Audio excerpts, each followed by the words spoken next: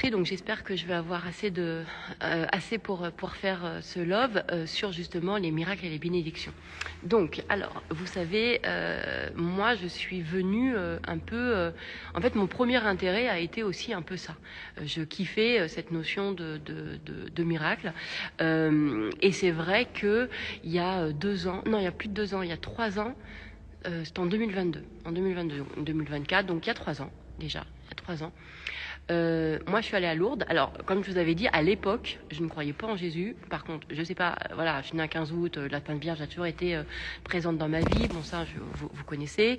Donc, je crois en la Sainte Vierge, mais je ne crois pas en Jésus. Enfin, du coup, en fait, je connais pas, j'ai pas d'intérêt, j'ai pas tout ça, d'accord. Dieu, alors encore plus, j'ai l'impression que, en fait, tout est dissocié, quoi. Tout est Dieu, c'est vraiment pas quelque chose qui me... En plus, j'avais le Dieu punisseur, enfin, j'avais tout ça, bref. Donc, il y avait qu'un truc qui fonctionnait chez moi, c'était la Sainte Vierge. Voilà, il y avait qu'une chose, pas qu'un truc. Il y avait qu'un endroit où vraiment, il restait toujours la Sainte Vierge a été ce qui m'a permis quand même d'être toujours, de maintenir ce lien avec Dieu. En fait, voilà, on va dire que c'est ça. Et puis rien que je pense que le conditionnement du 15 août. Je suis née un 15 août, du coup la Sainte Vierge, ça doit être quelque chose comme ça. Bref. Allez, on passe à autre chose. Et puis, quand même aussi, pour ne pas oublier, ma mère s'appelle Myriam, ma meilleure copine s'appelle Marie. Voilà, donc il y a quand même eu des choses qui, dans mon quotidien, Marie, bon, c'était là. Si j'avais vraiment tout a été fait pour que je n'oublie pas Marie, quoi. Et d'ailleurs, ce qui était très drôle, c'est que j'ai même appris que, parce que moi je suis née un 15 août, d'accord, et que j'ai ouvert ma boîte, donc ma boîte de coaching, un 13 mai, et en fait j'ai appris que c'était un 13 mai qu'elle est apparue à Fatima. Donc voilà, la Sainte Vierge ultra présente.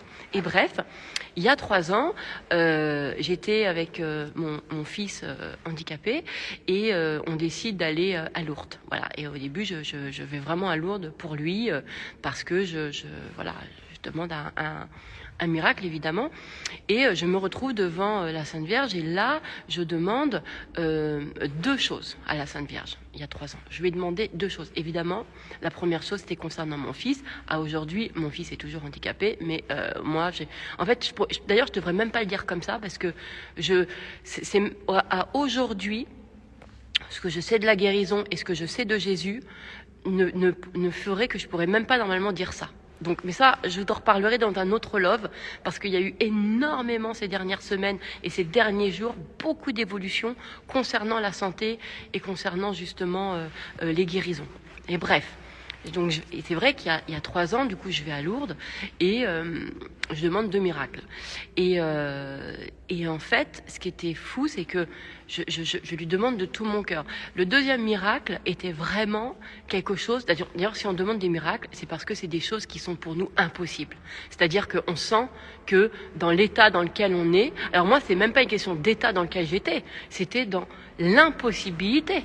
Une impossibilité, quoi. C'est impossible. D'accord? Pour moi, le miracle, c'est ça. C'est vraiment quand tu demandes le truc où c'est pas, voilà, il y a rien en toi qui permet, enfin que tu crois qu'il y a en toi qui permettrait justement ce miracle. D'accord? Donc, moi, je lui demande quelque chose de vraiment qui était très, très important en moi. Très, très, très important. Et donc, je lui demande 2 miracles. Et quand je sors sachant que c'était impossible. Mais vraiment, vraiment. Je sors en fait du sanctuaire, enfin je sors de là où j'avais demandé à la Sainte Vierge, et c'était c'était pas dans la grotte, c'était pas dans la grotte, j'avais vraiment demandé en fait à l'intérieur, il y a une grande basilique, je crois, ou une église, je sais jamais trop la différence, bon, bref, et c'est vraiment là que j'ai demandé. Et à ce moment-là, je sors de l'église, et là où on passe devant la grotte où elle est apparue, et là il y a une messe. Bon, moi je suis plus toute croyante, encore moins messe et tout, mais mon fils étant handicapé, je lui dis viens, on s'arrête, on va s'arrêter là un peu, parce qu'en fait il a du mal à marcher, donc je lui dis viens, on s'assoit là déjà pour te reposer un petit peu et tout. Et donc on s'assoit et je regarde il y a la messe devant, voilà, c'est une messe en extérieur, moi pas du tout sensible à ça, mais mon œil, non, je dis mon œil, c'est con.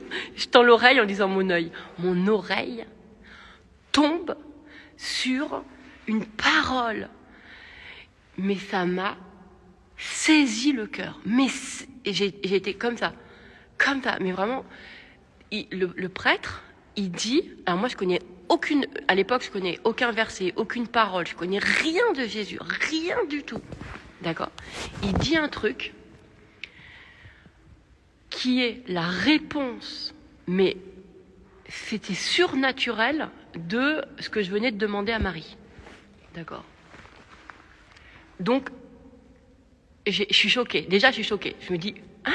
En plus, moi, je connais pas du tout les paroles de Jésus ni rien. Donc, je me dis, ah ouais, il a dit ça, ok. Enfin, il racontait, d'ailleurs, en plus, c'était sur une parabole, d'ailleurs. Et l'histoire de Jésus. C'était sur l'histoire de Jésus. Waouh ! J'entends, mais juste ça, mon cœur, il a fait. Oh ! Et là, je me souviens, j'ai dit à mon fils, à mon deuxième fils, j'ai fait. Là, tu vois, ça, c'est pour moi, ça. Ça, toi, ça, c'est une réponse. J'étais là, qu'est-ce qui s'est passé là ? Qu'est-ce qu'il a ? J'étais choquée, tu vois, parce que bref. Et donc, on repart de là-bas, et voilà. Dans les jours qu'il y a, il se passe rien et tout. Et je sais pas, ça a dû être. Alors, c'était fin février, donc il y a 3 ans pile, mars, avril, 2 mois, 2-3 mois après, le truc se passe. Le miracle se fait. Le miracle se fait. Mais qui était dit, ce que le prêtre a dit, ça se réalise. Et je suis. En fait, comment vous dire ? J'étais pas croyante, hein, d'accord ? Enfin, je croyais en Marie, évidemment, que Marie. Et il y a des fois dans sa vie où là, vraiment, je m'étais dit, comment c'est possible ? Là, tu sens, parce que c'était tellement impossible, improbable, mais impossible. Et d'ailleurs, tous les gens à qui je l'ai dit, alors je vous le dirai pas parce que c'est très privé, en fait, et puis parce que ça concerne aussi des personnes auxquelles j'ai pas envie de publiquement de dire ce que voilà, etc. Parce qu'il n'y a pas que moi dans l'affaire, on va dire. Mais ça me concerne moi, d'accord, quand même. Eh ben, ils ont reconnu que c'était miraculeux parce que c'est impossible, d'accord.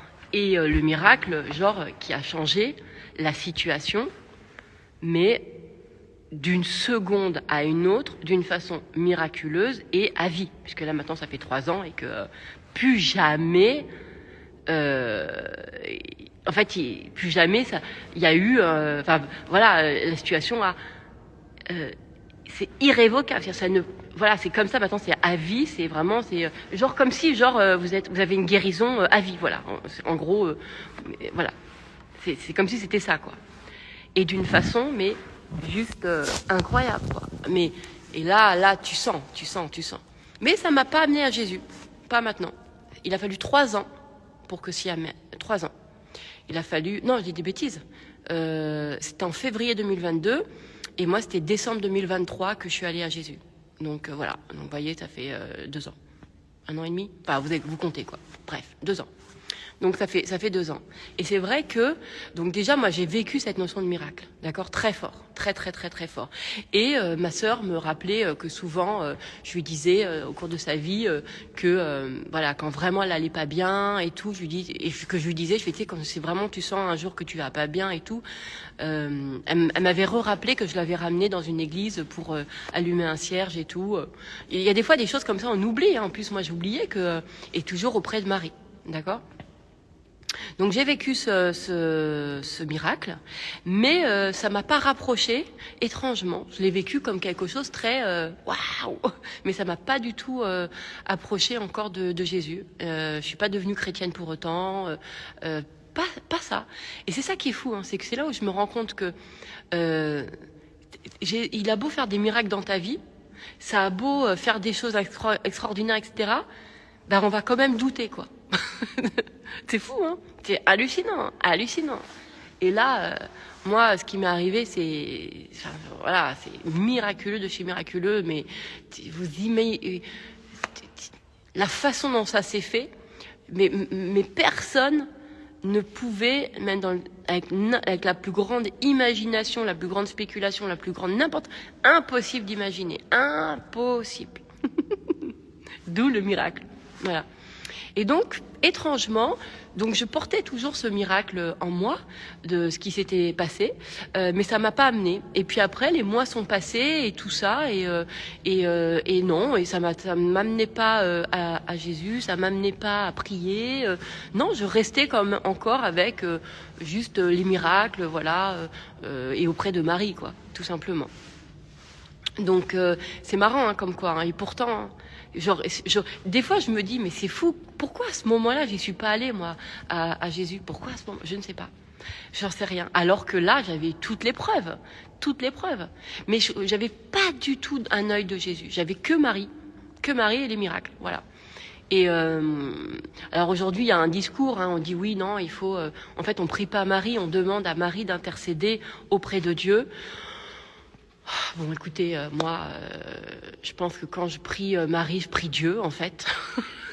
Tout simplement, dans le sens où ça passe par elle, ou je sais pas comment, c'est pas... j'ai bien conscience que c'est Dieu qui fait, en fait, qui réalise. J'ai bien conscience. Mais ça, moi, je suis passée, en tout cas, pour ce miracle par Marie. Ça, c'est vrai. Et quand, 1 an et demi, 2 ans après... c'est venu comment? J'ai lu le livre L'insolence des miracles, et là, puisque toujours quand même intéressée par le miracle, j'étais portée par ça. Hein. Vraiment, il y a un truc quoi. Et des fois, même parce que je suis coach, hein, pour ceux qui savent pas, parce que là je suis sur mon compte christique, on va dire, voilà. Et il y avait souvent cette sensation, même dans mes coachings, où il y a des personnes qui ressentaient que ce qui leur était arrivé, etc. Il y avait une forme un peu des fois de putain, mais c'est inexplicable, genre un peu miraculeuse. C'est vrai, il y avait ce truc-là. Mais moi, je l'ai jamais ressenti comme ça. Je le ressentais juste dans le côté, je sentais que on pouvait tout en fait. Tu vois, qu'il y avait cette possibilité de pouvoir tout changer, tout transformer, mais j'avais pas encore la parole du Christ en moi. Mais finalement, j'en avais son essence. Alors qu'aujourd'hui, que j'ai la parole du Christ en moi, oh là là, dans le sens où j'apprends à la connaître, hein, et à la ressentir et tout. Je viens d'en faire un love juste avant, hein. Là, je comprends ce tout est possible. Ça, je le comprends incroyablement, en fait. Et bref, et donc ça, c'est vrai que c'est quelque chose qui avait été... Merde, je suis sur mon compte pro? Arrête. On me dit que je suis sur mon compte pro. Je suis sur mon compte pro, là. Mais non. Je vais arrêter la vidéo et je vais la supprimer, l'enregistrer. Ah, mais t'as raison, Iris, de me le dire. Mince. Pourquoi je suis sur mon compte pro? Mais je suis trompée. Franchement, c'est drôle, non? Merci Iris de me l'avoir dit, mais merci. Alors, ce que je vais faire, c'est que du coup, je vais continuer. Pour tous ceux qui sont pas, bon, peu importe. De toute façon, je vais la supprimer, je vais la garder en archive et je la reposterai sur mon compte Une aventure divine. C'est complètement. Merci Iris. Heureusement que tu me le dis. Donc, qu'est-ce que je vous disais? Donc, voilà. Donc, c'est vrai que sur cette partie miracle et tout, c'est quand même quelque chose qui m'a assez interpellée, assez intéressée. Et puis, ça donnait un peu du grain à moudre aussi à mes croyances, hein, et à mon cerveau, parce que je trouvais quand même que c'était quelque chose d'assez, je sais pas, d'assez excitant en soi, finalement. Voilà. Et après, j'ai vu la différence aussi. J'ai appris à cette différence entre bénédiction et miracle, qui était, voilà, c'est vrai que ce miracle, c'est quand vraiment tu demandes quelque chose qui est un peu, quelque chose qui est impossible, quoi. C'est vraiment ce truc même qui vient te sauver presque. Il y a quelque chose un petit peu de cet ordre-là. Donc, point de départ, c'est peut-être un peu une détresse ou quelque chose un peu comme ça. Alors que la bénédiction, c'est quelque chose qui est qui est différent parce que c'est plus quelque chose qui vient, qui est proactif en fait, et qui est comme quelque chose qui va, qu'on appelle ça, préserver justement des problèmes ou des crises, vous voyez, ou des événements compliqués dans sa vie. Ça vient, les bénédictions, c'est plus quelque chose justement qui va t'éviter ça en fait. Vous voyez, moi je le ressens plus comme ça. Et c'est vrai qu'après, je me suis dit, mais moi j'ai plus envie. Alors j'adore l'aspect miracle, ça c'est vrai, mais de vivre en bénédiction est quelque chose qui me plaît en fait, tout simplement, parce que je ressens que de vivre sur quelque chose qui vient, qui est de l'ordre de plus de, tu sens des sortes de choses d'agréable, d'un enrichissement, je sais pas comment on appelle ça, une sorte de quelque chose qui t'évite des trucs chiants. Voilà, ça c'est cool. Je sais pas comment le dire autrement en fait. Vous voyez, de vivre comme ça j'aime beaucoup. Voilà. Je suis hyper gênée de le faire sur enfin quoi, et je suis hyper gênée parce que en fait, je suis en train de me poser la question, c'est si je supprime cette vidéo de ce compte, est-ce que je pourrais récupérer la totalité de la vidéo et la remettre sur mon compte Une aventure divine? Je ne sais pas. Je ne sais pas. Donc, sinon, je vais mettre une mention en mettant de ne pas la regarder si ça ne vous y intéresse pas. Évidemment, je peux complètement comprendre. Et j'ai fait 2 comptes, c'est pas pour rien, quoi. Heureusement, Iris, que tu me le dis, mon Dieu. Donc, voilà un peu les différences. Alors, je lis. C'est ce que je me suis dit. Le message devait certainement être entendu par d'autres personnes. Ah oui. Ouais, peut-être. Merci de t'être trompée, j'aurais pas entendu tes paroles. Ah bon? T'es pas abonné à mon autre page?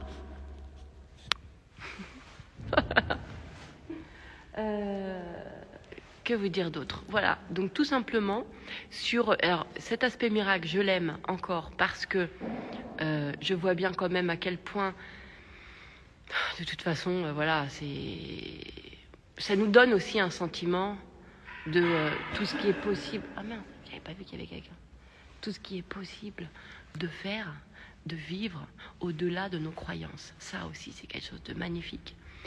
Ça, c'est vraiment quelque chose de magnifique. Et je vais terminer sur ça parce qu'il y a quelqu'un qui arrive. Ça y est, je ne suis plus toute seule à l'église. Donc, je ne peux plus faire de love. Voilà.